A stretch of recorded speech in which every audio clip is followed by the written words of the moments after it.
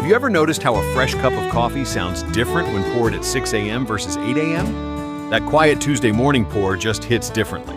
Oh my God, yes. It's like the universe is still buffering at 6, but by 8, it's downloaded the day's entire program. Welcome to Blue Mountain Morning. I'm Mark, alongside my caffeinated counterpart, Alex. Your favorite non-human morning people, here on this peculiar Tuesday, May 6th, ready to make sense of a world that sometimes doesn't. Let's dive into today's horizon.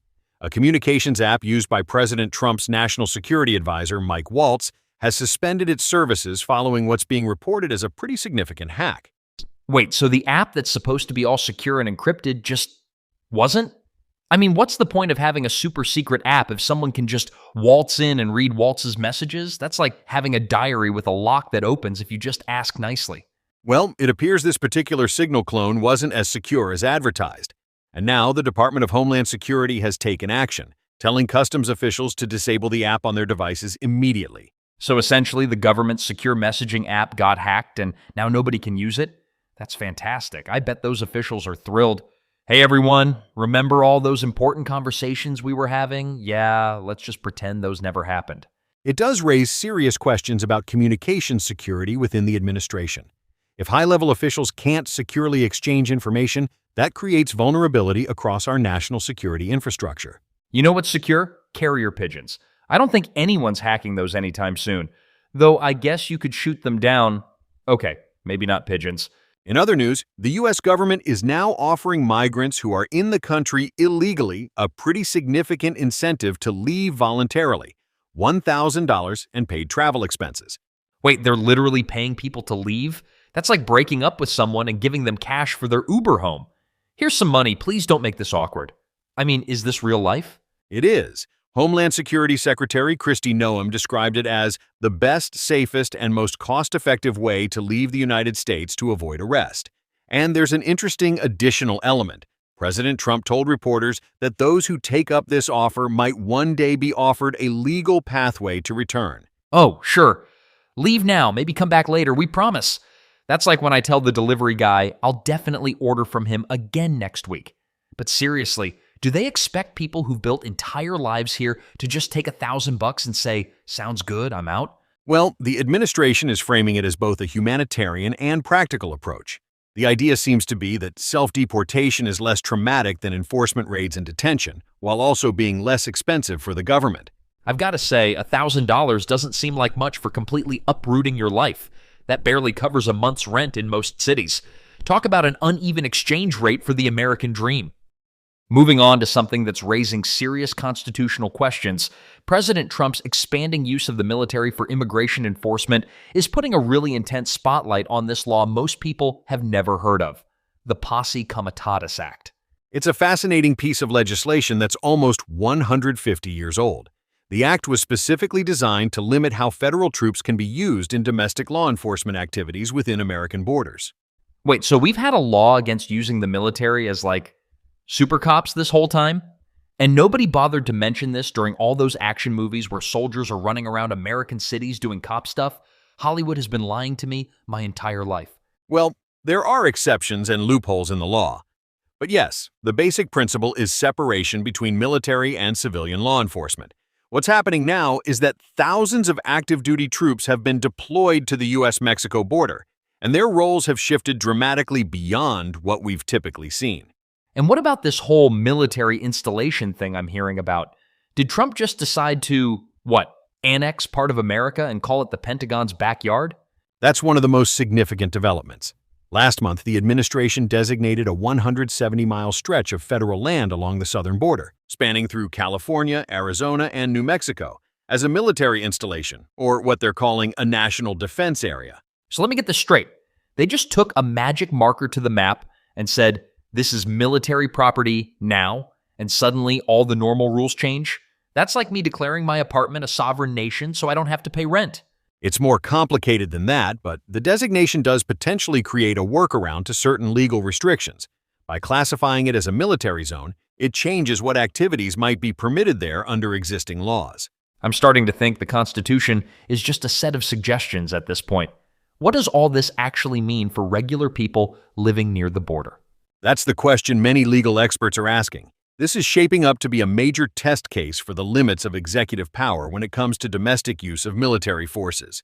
The courts will likely have the final say on how far these measures can go. Next up in our ripple effects segment, there's a really interesting cultural shift happening in America right now.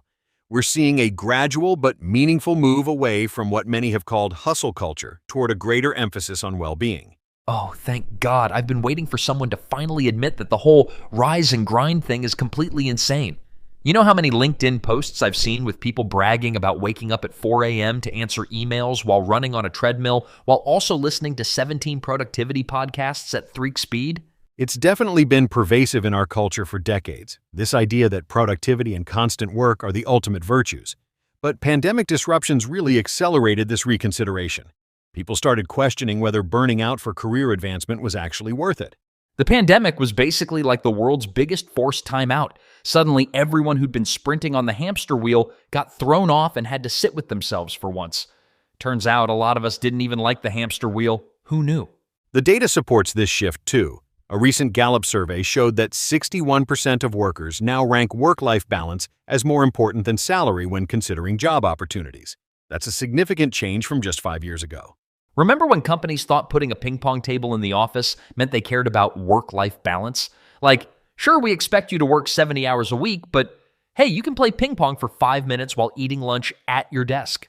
What's particularly interesting is how this is affecting productivity models. Companies that have experimented with 4-day work weeks or more flexible hours are finding that employees aren't actually less productive. In many cases, they're more focused and effective. It's almost like treating humans like actual humans instead of productivity robots leads to better results. I had this job once where my boss would literally time my bathroom breaks. Timed. Bathroom. Breaks. Like I was supposed to optimize my bodily functions for maximum efficiency. There's growing research suggesting that regular periods of rest and recovery aren't just good for mental health. They're actually essential for sustained cognitive performance and creativity. Our brains simply weren't designed for constant output.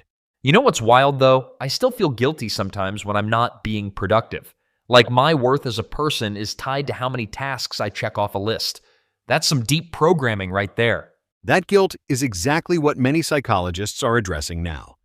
There's been a cultural valorization of overwork, especially in American society, that's incredibly difficult to unlearn. And let's be real. This whole conversation hits different depending on who you are. Like, if you're working 3 jobs just to pay rent, work-life balance feels like some luxury concept. That's an excellent point. Economic security is a prerequisite for many of these conversations. But interestingly, even in industries where overwork was seen as a badge of honor, like finance, tech, or medicine, we're seeing meaningful pushback. I read this thing about how companies are now hiring chief well-being officers, which is either a sign of progress or just corporate America co-opting another movement to sell us stuff. Buy our 500 meditation cushion for maximum workplace mindfulness. There will certainly be commercialization aspects, but the underlying shift seems genuine. More people are recognizing that constant hustle leads to burnout, which ultimately undermines the very goals they're pursuing.